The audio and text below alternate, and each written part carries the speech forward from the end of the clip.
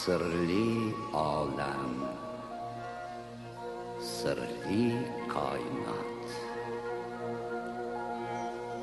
sirli zamin, sirli mavjudot, sirlidir asli o'zi bu hayot. Eng buyuk sir unda odamzod. Faqat Alloh voqif bu sirdan, yaratgan odamni pok ona yerdan.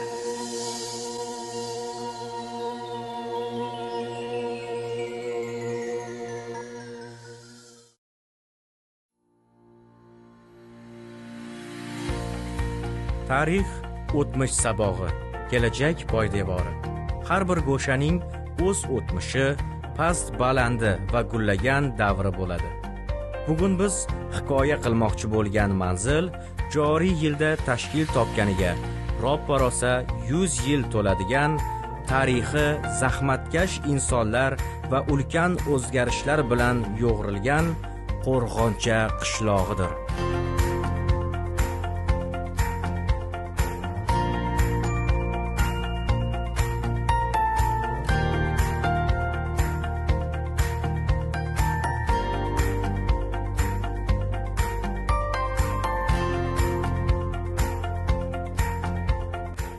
Qo'rg'onchaning yuksalish davri bevosita mashhur Kanob zavodi bilan bog'liq. 1945-1947 yillarda zavodning gurkirab ishlashi qishloq aholisining keskin ko'payishiga va turmush darajasining ko'tarilib borishiga sabab bo'ldi. Ishchi xodimlarga maoshlarning vaqtida berilishi, yashash sharoitlarining yaxshilanishi ortidan odamlar asta-sekin xususiy uy-joylar qura boshlashdi. O'sha paytlarda 600 ga yaqin oilaning qora qozonini qaynatgan bu zavoddan bugun faqatgina arka va bog'cha xarobalari yodgorlik bo'lib qolgan. Qo'rg'onchaliklarning madaniy hordiq chiqarishi uchun barcha sharoitlar muhayyo edi. 1979-yilgacha faoliyat yuritgan ochiq klubda kechki musiqalar va kinolar qo'yilsa, yopiq klubda mashhur artistlar ishtirokida konsertlar, bayram tadbirlari o'tkazilardi. Bugun ertakdek tuyulayotgan bu voqealar o'sha davr avlodining eng go'zal xotiralaridandir. 1958-1971 yillar Qo'rg'oncha tarixida keskin burilish davri bo'ldi. Moskvaning buyrug'i bilan Chirchiq va Angren daryolarining Sirdaryoga qo'shilish joyida 3,5 gektarlik baliq hovuzlari qurilishi belgilandi. Buning natijasida Toshloq, To'qboy, Yuqori Ovul, Etak Ovul va Nayman qishloqlari aholisi ko'chirildi. Bu qishloqlarning aksariyat aholisi Sayyid, Qilichli, Qoraxon, Xuroson, Oqqo'rg'on, Qirqsadoq, Sobit va Shamshi xo'jalari avlodlari aynan Qo'rg'onchaga kelib joylashishdi. O'sha vaqtdagi kommunizm savxozi idorasi don omborlari va texnika parklari ham shu yerda joylashgani bois ish o'rinlari yetarli edi. Aholining ko'payishi yangi maktablarga ehtiyoj tug'dirdi. Klub zavodi direktori Mamarali Nosirov tashabbusi bilan 1958-yilda 50-sonli Rus-O'zbek maktabi qurildi. Birinchi direktori Abduvali To'qayev edi. Keyinchalik 1975-yilda bu maktab 2 ga bo'linadi. 13-O'zbek maktabi va 35-Rus maktabi. 35-maktabga turli yillarda Kim Mahmudovich Yagaffarov, Vladimir Nikolayevich Kartoshev va Valeriy Bonchunyun rahbarlik qilishgan. 13-maktabda esa urush qatnashchisi Jo'ldiboy Durxo'jayev, Zohida Azamatova, Haydar Ahmedov, Niyozxon Durxo'jayev kabi fidoyilar direktorlik qilishdi. Bugungi kunda Gulnora Mirzaxo'jayeva rahbarligidagi maktab zamon talablariga mos ravishda rivojlanib, yangi bino va sport zallari bilan boyitildi. Mustaqillik yillari Qo'rg'onchada ma'naviy tiklanish davri bo'ldi desak mubolag'a bo'lmaydi. Qishloqda ikkita yirik jome masjidi, Xo'ja Ahmad Yassaviy va Arslonbob masjidlari qad rostladi. Arslonbob masjidining tarixi 1971-yilda To'qboy qishlog'idan ko'chirib keltirilgan masjid g'ishlariga borib taqaladi.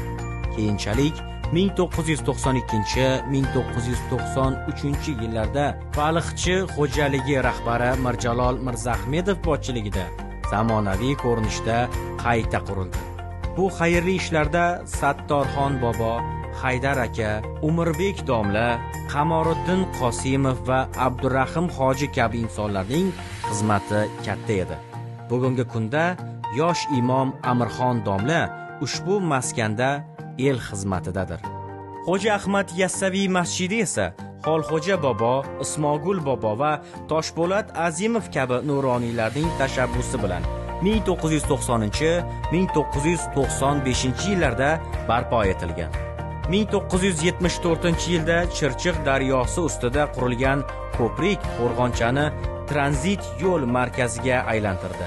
Avtostansiya qurilib, Oqqo'rg'on, Chinoz va hatto Toshkent shahriga doimiy avtobuslar qatnovi yo'lga qo'yilgan edi.